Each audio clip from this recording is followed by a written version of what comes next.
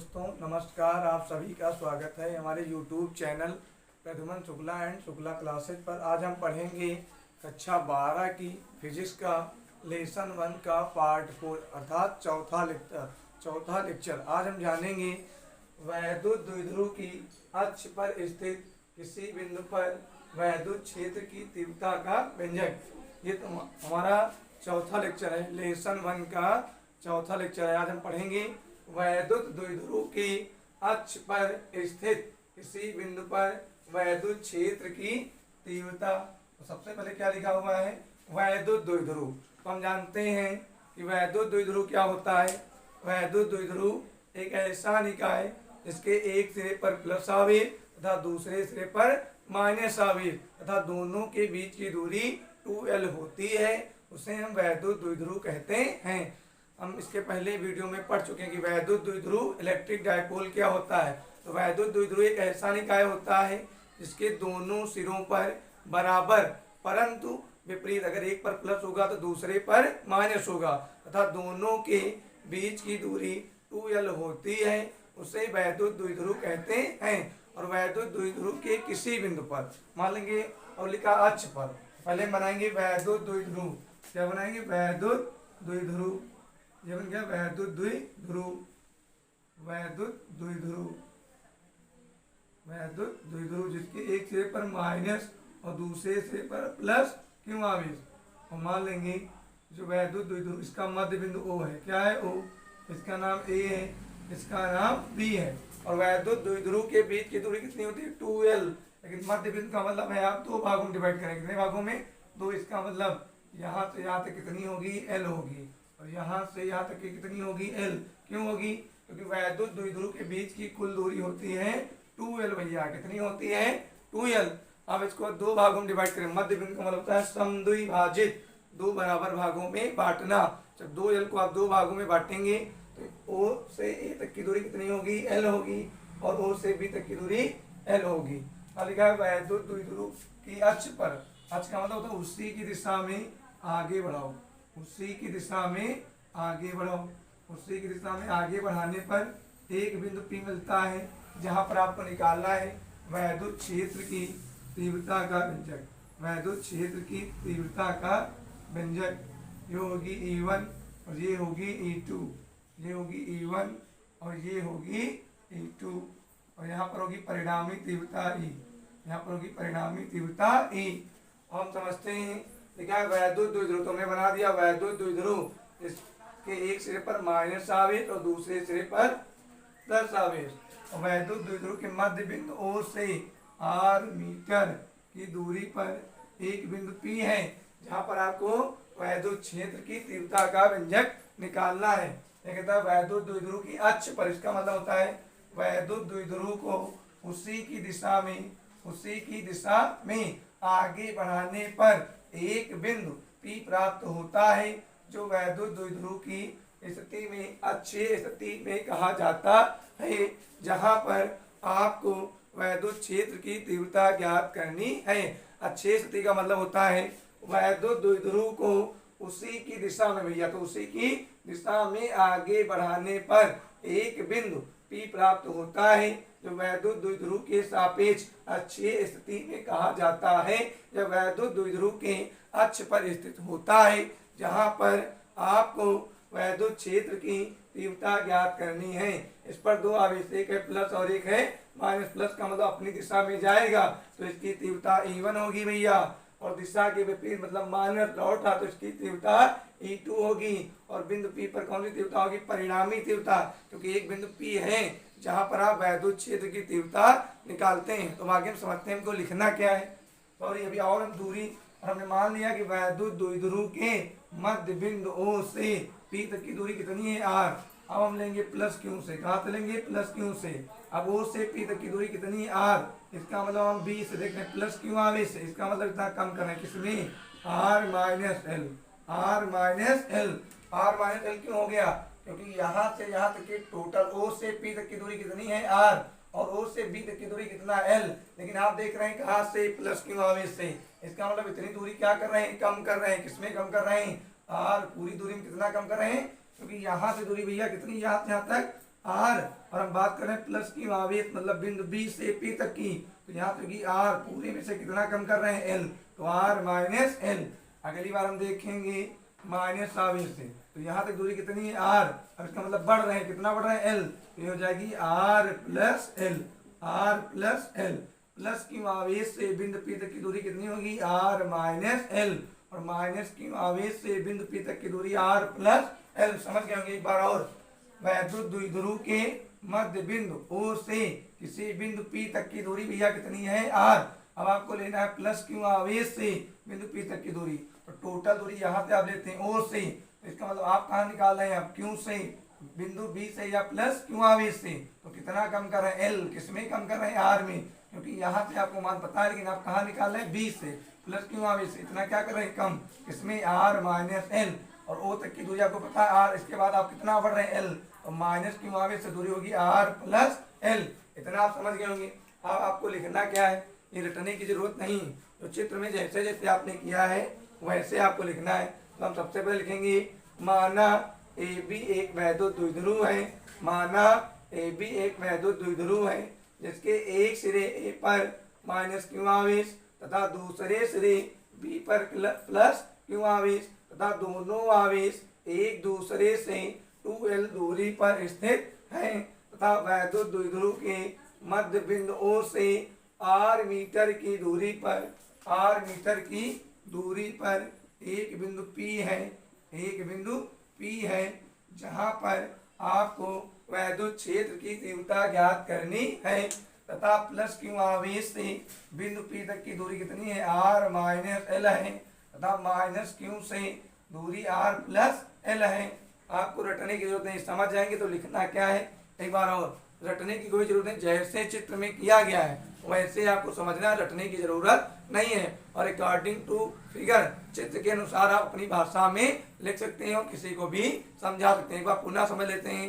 माना A B एक वैद्युत द्विध्रुव है जिसके एक सिरे पर माइनस क्यू आवेश तथा दूसरे सिरे बी पर प्लस क्यू आवेश तथा दोनों आवेश एक दूसरे से 2L दूरी पर स्थित हैं, तथा वैद्युत द्विध्रुव के मध्य बिंदु O से R मीटर की दूरी पर एक बिंदु P है जहां पर आपको वैद्युत क्षेत्र की तीव्रता ज्ञात करनी है, तथा प्लस क्यू आवेश से बिंदु P तक की दूरी R माइनस एल है, तथा माइनस क्यू आवेश से बिंदु P तक की दूरी R प्लस एल है, तथा इसकी कितनी तीव्रता होंगी भैया E1 व E2, अतः इसकी संगत तीव्रताएं क्रमशः E1 व E2 है, परंतु दिशा में कैसी है विपरीत, अपनी दिशा में जाती है और अपनी दिशा के विपरीत आती है, तो इनकी संगत तीव्रताएं क्रमशः E1 व E2 है, परंतु इनकी दिशाएं विपरीत हैं। तो प्लस क्यू आवेश के कारण अब आगे हम लिखना चाहते हैं तो लिख सकते हैं।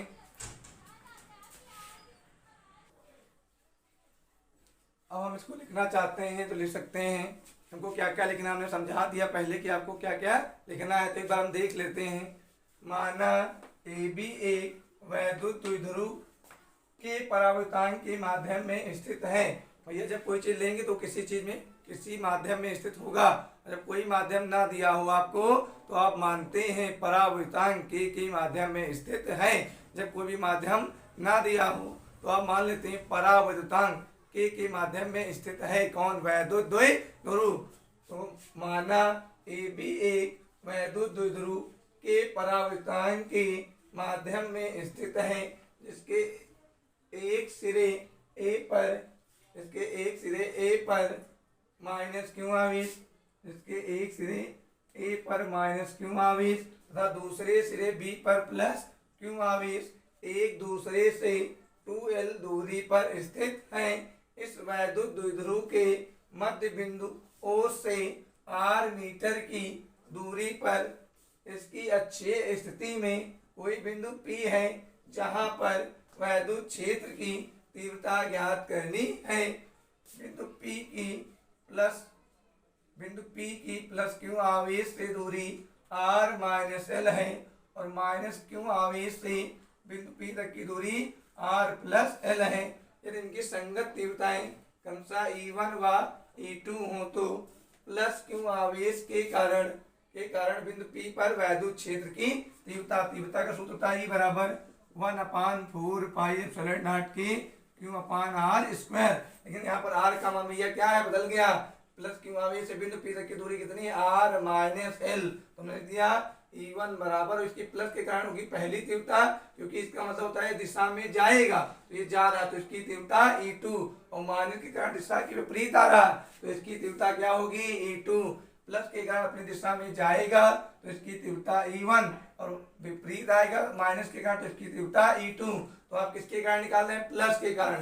प्लस क्यों आवेश के कारण बिंदु P पर वैद्युत क्षेत्र की तीव्रता E1 बराबर 1/4 पाई एप्सिलॉन नॉट के क्यू अपान आर स्क्वायर। लेकिन आर का मान भी यार देखोगे तो आर मतलब दूरी, और यहाँ पर प्लस क्यू आवेश से बिंदु P तक की दूरी आर माइनस एल। तो हमने आर की जब क्या रख दिया, आर माइनस एल का होल स्क्वायर। बाकी सूत्र ये लगेगा E बराबर 1/4 पाई एप्सिलॉन नॉट के क्यू अपान आर स्क्वायर। अब दूसरा कौन सा, माइनस क्यू आवेश के कारण बिंदु P पर वैद्युत क्षेत्र की तीव्रता भैया कौन सी होगी, E2। सूत्र वही रहेगा 1/4 पाई एप्सिलॉन नॉट के क्यू अपान, इसकी दूरी क्या हो जाएगी, आर प्लस माइनस क्यू की बात कर रहा है तो माइनस क्यू आवेश से बिंदु P तक की दूरी आर प्लस एल। तो आर की जब रखा जाएगा आर प्लस एल का होल स्क्वायर। आप लोग समझ गए होंगे, पुनः एक बार और देख लेते हैं।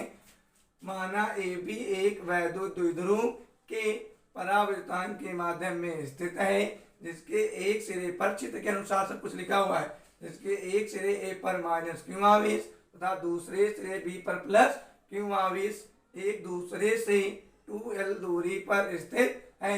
इस वैद्युत द्विध्रुव के मध्य बिंदु O से R मीटर की दूरी पर अक्षीय स्थिति मतलब हमने बताया था वैद्युत द्विध्रुव को उसकी दिशा में आगे बढ़ाने पर एक बिंदु P प्राप्त होता है, जहां पर हम निकालते हैं वैद्युत क्षेत्र की तीव्रता का व्यंजक। तो बिंदु P वैद्युत द्विध्रुव की अक्षीय स्थिति में कहा जाएगा।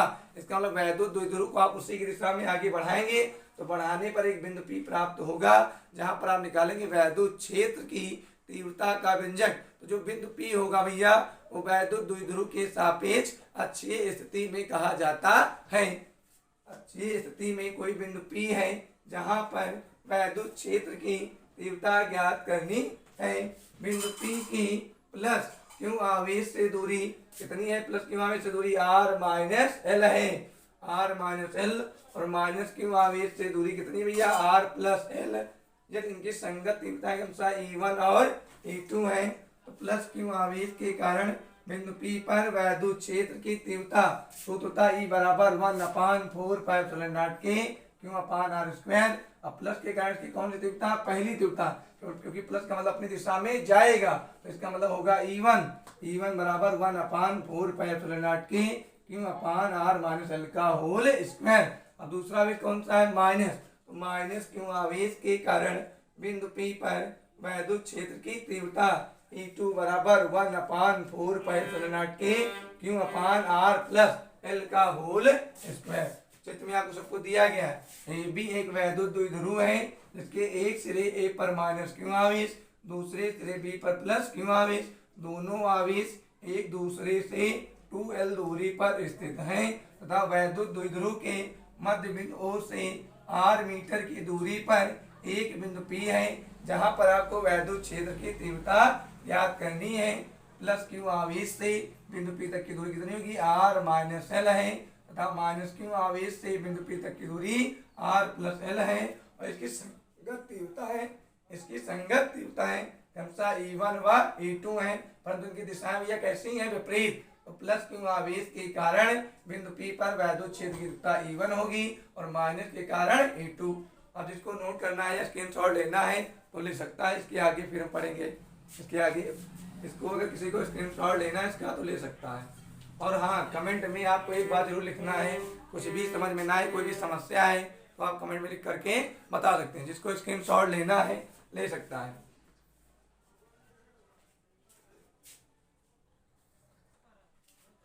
अब इसके आगे हम पढ़ेंगे, जितना पढ़ चुके उसके आगे लिखेंगे E1 व E2 एक ही रेखा के अनुदिश। अनुदिश का मतलब दोनों तीव्रताएं भैया कितनी रेखा में पाई जाती है, एक ही रेखा में, मतलब दोनों तीव्रताएं एक ही रेखा में है, लेकिन इनकी दिशाएं भैया कैसी हैं, विपरीत। ये अपनी दिशा में जाती है और ये अपनी दिशा के विपरीत, मतलब इसकी दिशा अलग और इसकी दिशा अलग, ये लिखा है। E1 व E2 एक ही रेखा के अनुदिश विपरीत दिशाओं में कार्यरत हैं तथा E1 का मान E2 से अधिक है। क्यों? E1 का जो मान है वो E2 से अधिक है, क्योंकि E1 का मान धनात्मक है और E2 का मान ऋणात्मक है भैया। तो हमको पता है कि सदैव धनात्मक वाला मान ऋणात्मक मान की अपेक्षा अधिक होता है। हमने बताया प्लस वाला मान के कारण उसकी तीव्रता कितनी होगी E1 और माइनस वाले के कारण उसकी तीव्रता E2, क्योंकि प्लस का मतलब अपनी दिशा में जाएगा तो इसकी तीव्रता E1 होगी और माइनस का मतलब लौटेगा तो इसकी तीव्रता E2 होगी। तो E1 का मान E2 से भैया क्या होगा? अधिक होगा। क्यों होगा? क्योंकि इसका मान E1 का मान धनात्मक और E2 का मान ऋणात्मक। अतः बिंदु P पर परिणामी तीव्रता E इन दोनों तीव्रताओं के अंतर के बराबर होगी, अंतर के बराबर तथा वेक्टर E1 की दिशा में, अंतर का मतलब घटाव, जो परिणामी तीव्रता होगी इन दोनों तीव्रताओं के अंतर के बराबर तथा वेक्टर E1 की दिशा में होगी, मतलब वेक्टर E1 की दिशा में होगी। अतः बिंदु P पर वैद्युत द्विध्रुव के कारण परिणामी वैद्युत क्षेत्र की तीव्रता, और परिणामी मतलब भैया होता है कुल, तो आपके पास परिणामी वैद्युत क्षेत्र की तीव्रता निकाले तो होगा E1 plus E2, E1 plus E2। लेकिन एक बात देखो, E1 जो है अपनी दिशा में है तो उसका मान धनात्मक। याद रखो फिजिक्स में, कभी अगर याद रखो फिजिक्स में कोई बात आती है कि अगर फिजिक्स में कुछ भी हो, अगर कोई चीज अपनी दिशा में होता है तो उसका मान धनात्मक, तो E1 अपनी दिशा में आती है इसलिए इसका मान धनात्मक, और E2 का मान अपनी दिशा के विपरीत इसलिए इसका मान ऋणात्मक। लेकिन कहता परिणामी तो हमने दिया E1 प्लस E2, तो E बराबर आएगा E1 प्लस माइनस माइनस, और E बराबर E1 माइनस E2। जो E थी परिणामी तीव्रता थी वो दोनों तीव्रताओं के अंतर के बराबर है भैया। इतना नोट कर लो, फिर आगे इतना नोट करना है तो नोट कर लो, समझ गए? E1 व E2 एक ही रेखा में परंतु कैसी दिशा है? विपरीत। ये अपनी दिशा में जाती है और ये अपनी दिशा से वापस लौटती है। अनुदिश का मतलब ये दोनों तीव्रताएं कितनी रेखा में काम कर रही हैं? एक रेखा में। तो E1 व E2 एक ही रेखा के अनुदिश विपरीत दिशाओं में कार्यरत हैं तथा E1 का मान E2 से अधिक। हमने बताया क्यों है। अतः बिंदु P पर परिणामी तीव्रता E इन दोनों तीव्रताओं के अंतर के बराबर तथा वेक्टर E1 की दिशा में होगी। अतः बिंदु P पर वैद्युत द्विध्रुव के कारण परिणामी वैद्युत क्षेत्र की तीव्रता E बराबर E1 प्लस E2, लेकिन E1 प्लस में है तो मतलब धनात्मक रहेगा और E2 अपनी दिशा के विपरीत इसलिए इसका मान ऋणात्मक, तो plus minus minus E1 minus E2 का, जिसको इसको नोट करना है, स्क्रीनशॉट लेना है तो ले सकता है। इसके आगे बताएंगे अब हम, स्क्रीनशॉट इसको लेना है ले सकता है। अब इसके आगे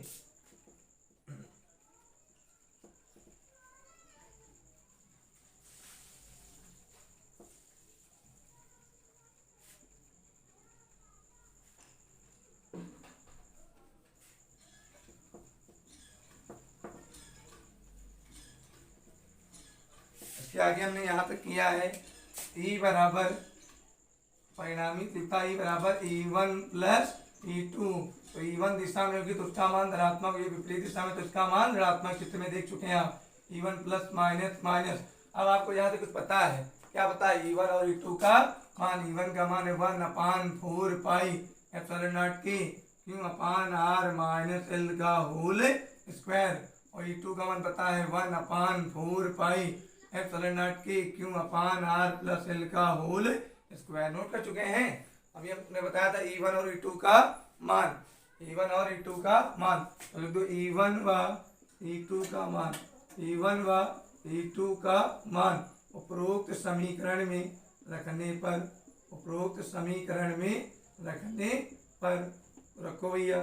E बराबर E1 का मान है 1/4 pi epsilon naught Q upon R minus L का whole square minus 1/4 pi epsilon naught की Q upon R plus L का होल स्क्वायर। हमने दिया E1 और E2 का मान जो ऑलरेडी आपको बताया जा चुका। अब भैया इस पूरे में से हम कुछ कॉमन लेंगे तो क्या कॉमन मिल रहा है पूरे से? तो हमको कॉमन मिल रहा है पूरे में से क्या कॉमन मिल रहा है?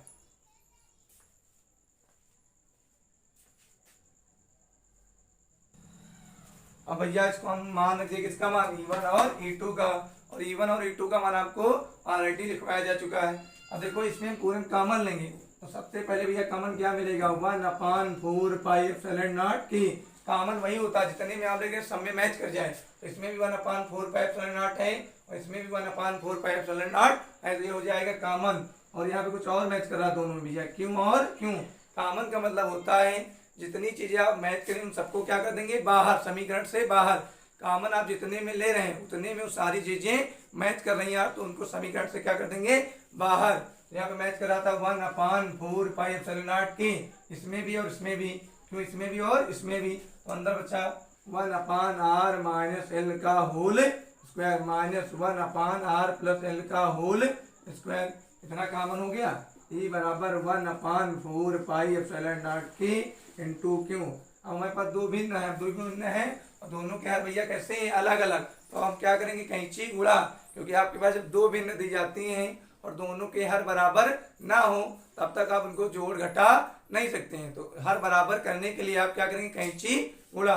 तो पहले गुणा करेंगे r प्लस एल स्क्वायर का, किससे करेंगे एक से, तो r प्लस एल का होल स्क्वायर 1 से गुणा करेंगे तो उसमें कोई परिवर्तन नहीं होगा।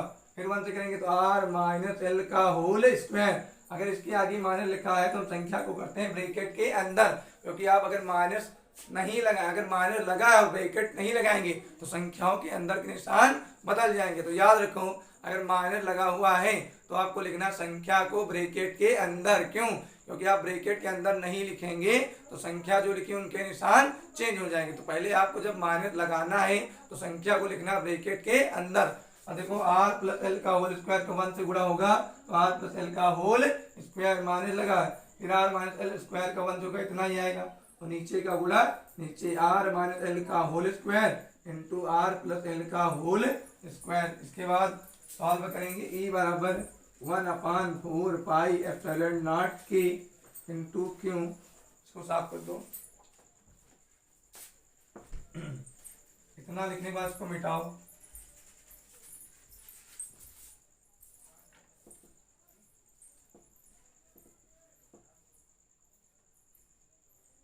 अब इसके बाद इसका फार्मूला लगाओ। तो देखो ई बराबर 1/4 पाई, ई बराबर 1/4 पाई एप्सिलॉन नॉट के इंटू क्यों।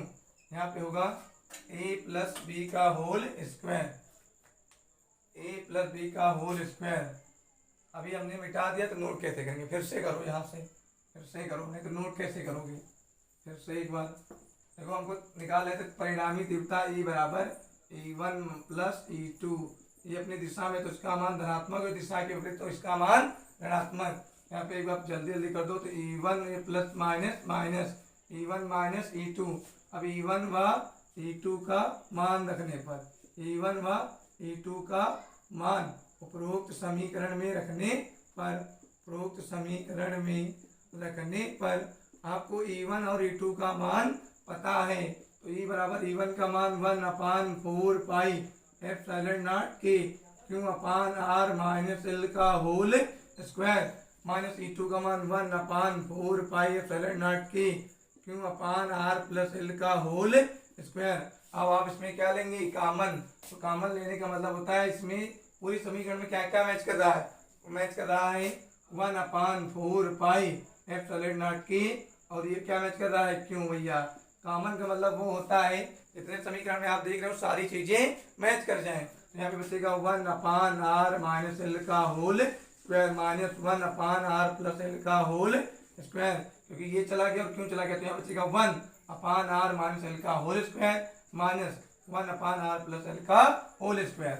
अब देखो भैया मेरे पास कितनी भिन्न बन गई, दो इसको बाहर रखो, जो कॉमन ये जो कहते हो लिखा रहेगा। ऊपर दो भिन्न बन गई और दोनों के हर बराबर नहीं है, और जब हर बराबर ना हो तो हम दो भिन्नों को जोड़ घटा नहीं सकते हैं। तो फिर क्या करेंगे कैंची गुणा। तो r प्लस एल स्क्वायर का 1 से करेंगे तो इतना है आएगा r प्लस एल का whole square minus r minus L का करेंगे तो r माइनस एल का होल स्क्वायर। और माइनस लगा तो संख्या को रखेंगे ब्रैकेट के अंदर, नहीं तो माइनस अगर ब्रैकेट नहीं लगाएंगे तो संख्या के अंदर के निशान बदल जाएंगे। देखो इसका गुणा इससे हो गया, इसका गुणा इससे, नीचे का गुणा नीचे r माइनस एल का whole square into r plus L का होल स्क्वायर। तो ई बराबर 1/4 पाई एप्सिलॉन नॉट के इंटू क्यों, ये लिखा हुआ a प्लस बी का whole square, a plus B का whole square, A square plus B square plus 2ab, और ये लिखा है a माइनस बी का whole square, a minus B का होल स्क्वायर। तो ये फार्मूला होता है a square plus B square minus 2ab।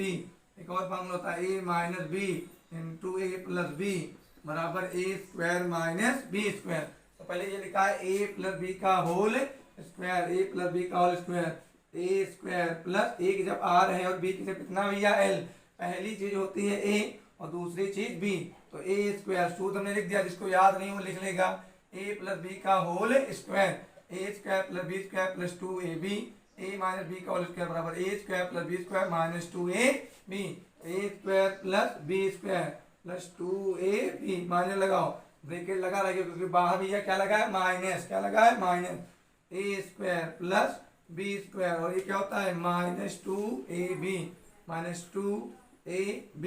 अब देखो नीचे में फार्मूला पड़े a माइनस बी, स्क्वायर भूल जाओ, a minus B into A plus B, a minus B into A plus B, तो क्या होता है a square minus B square. अभी स्क्वायर को नहीं लगाना, एक ब्रैकेट में a माइनस बी लिखा है और एक ब्रैकेट में a प्लस बी, तो होता है a square minus B square. भैया देखो a minus B into A plus B बराबर a square minus B square, a minus B into A plus B, और इन दोनों के ऊपर स्क्वायर लगाया तो हम क्या लगा देंगे स्क्वायर, समझ गए होंगे।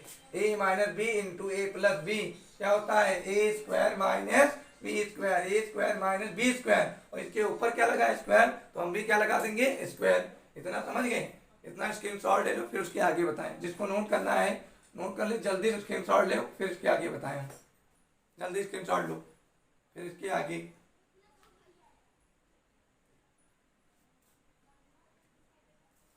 अब देखो इसके आगे हम पढ़ेंगे, इसको साफ कर रहे हैं।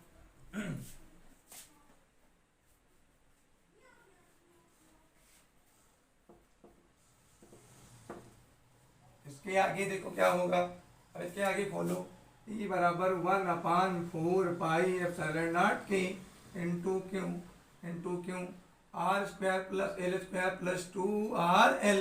अब इस माइनस को खोलो, और आर का स्क्वायर तो आर स्क्वायर, आर का square R square plus minus minus खोल दिया R square plus L square minus minus plus 2RL बटे R square minus L square का होल स्क्वायर। भैया समझ गए, यहाँ पे ये ब्रैकेट को पहले आर का स्क्वायर करेंगे तो आर स्क्वायर, ब्रैकेट खोल दिया तो माइनस प्लस माइनस माइनस, और ये माइनस माइनस प्लस।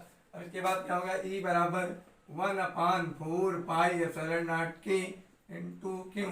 अब देखो सेम चीज, ये प्लस और ये माइनस, ये प्लस और ये माइनस कट जाएगा, तो हमारे पास बचेगा 2RL, 2RL दो ये बचेगा, देखो 2 2 4 4RL बटे R square minus L square का होल स्क्वायर। समझ गए, देखो 2 2 4 4RL बटे R square minus L square. आगे फिर लिखो ई बराबर 1/4 पाई एप्सिलॉन नॉट के इंटू क्यू। इसको हम 4 को तोड़ सकते हैं, 2 दूनी 4, 2 इंटू 2RL, 2 इंटू 2RL, इसको लिखते हैं 2L गुड़े 2R, 2R गुड़े 2L, गुड़ा करेंगे तो 2 दूनी 4RL, वही आए भैया, कोई परिवर्तन नहीं, सिर्फ हमने अलग अलग कर दिया, 2 दूनी 4RL। इसको अगर 4L को अलग अलग लिखना तो 2L गुड़े 2R, और गुड़ा करने कितना आएगा 4RL, तो इसमें कोई परिवर्तन नहीं होगा, R square minus L square का होल स्क्वायर। तो ई बराबर 1/4 पाई एप्सिलॉन नॉट के इंटू क्यू। अब क्यू का अंदर से गुणा करवा दो तो इसका हो जाएगा 2QL, 2QL। देखो गुणा करवा दिया हमने क्यू का 2QL, और बाद में क्या लिखा है 2R, क्या लिखा है 2R, और R square minus L square का होल स्क्वायर। तो हम एक फार्मूला पढ़े हैं, एक फार्मूला क्या पढ़े हैं, P बराबर 2QL वैद्युत द्विध्रुव आघूर्ण, वैद्युत द्विध्रुव आघूर्ण दोनों आवेशों में से कोई एक आवेश, दोनों आवेशों में से कोई एक आवेश तथा दोनों आवेशों के बीच की दूरी के गुणनफल को वैद्युत द्विध्रुव आघूर्ण कहते हैं। इसे स्मॉल p से प्रदर्शित किया जाता है। तो यहाँ पे बनना भैया क्या 2QL, 2QL की जब हम कितना लिखते हैं p, क्यों रख रहे हैं ये भी जान जाओ, क्यों क्वेश्चन कहता है वैद्युत द्विध्रुव के कारण, वैद्युत द्विध्रुव के कारण अक्षीय स्थिति में किसी बिंदु पर वैद्युत क्षेत्र की E बराबर 1/4 के 2qL बटे 2r बटे r square minus L square का होल स्क्वायर। अब देखो हमने बताया था 2qL भैया किसका फार्मूला P का, क्योंकि होता है वैद्युत द्विध्रुव आघूर्ण। तो हमने लिख दिया 2qL की जगह कितना लिख दिया P गुणे 2r बटे r square minus L square का होल स्क्वायर। फिर आगे माना जाता है यदि L लेस देन r अथवा r स्क्वायर की तुलना में एल स्क्वायर का मान नगण्य हो तब एल स्क्वायर बराबर 0, क्योंकि यहाँ पर आपको दो चीजें दी गई भैया आर और एल, तो दो में से किसी एक चीज को हटाएंगे तभी हमारा डेरिवेशन आएगा। तो हमने माना यदि एल लेस देन आर अथवा आर स्क्वायर की तुलना में एल स्क्वायर का मान नगण्य हो तब एल स्क्वायर बराबर 0। तो ई बराबर 1/4 के वेक्टर पी गुणे 2r, पी की जब आपने क्या लिखा 2qL और आर स्क्वायर, अब एल स्क्वायर की जब कितना रखेंगे 0, और किसी भी संख्या में 0 जोड़ो चाहे घटाओ कितना आएगा वही संख्या आएगी। तो आर स्क्वायर का स्क्वायर मतलब 2 दूनी 4, तो आएगा ई बराबर 1/4 के पी इंटू 2r बटे r की पावर 4। यहाँ पर एक बार और यहाँ पर 4 बार कट जाएगा, कितनी बार बचेगा 3 बार। ई बराबर 1/4 के 2p/r³। अब आगे लिखेंगे यदि वैद्युत द्विध्रुव निर्वात अथवा वायु में रखा हो तो k बराबर 1। ई बराबर 1/4 2p/r³ का मतलब न्यूटन प्रति गुलाम या वोल्ट प्रति मीटर स्क्वायर। अगर कहीं पर किसी को कुछ भी समझ में ना आया हो तो कमेंट में लिख करके बता सकते हैं।